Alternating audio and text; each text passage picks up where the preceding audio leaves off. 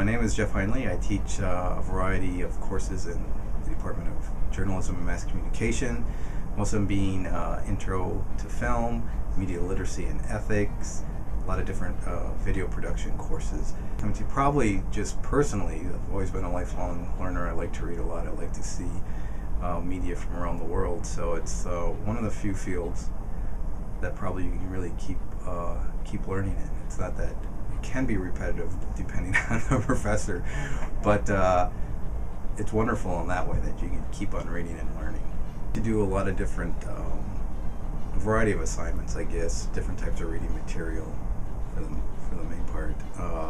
Try to get them to go to outside events, so they're just not getting information from me, but also from the books.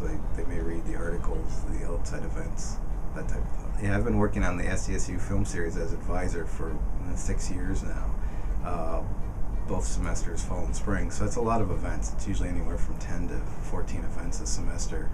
And I'm always encouraging, especially students in any of my media classes, to go, because you can learn a lot, whether you like the film or not. As a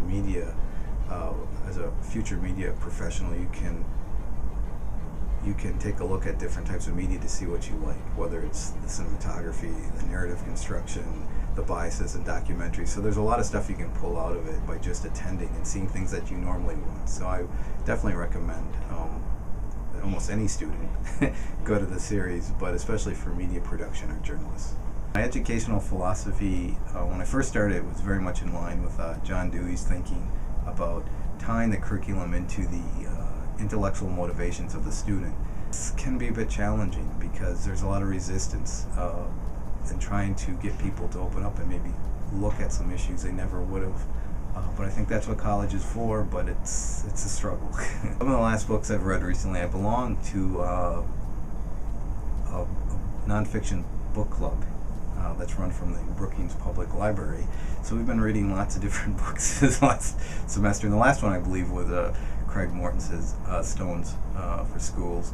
So I read that, and coming up in this January, I'll be reading University Inc. Will be another one.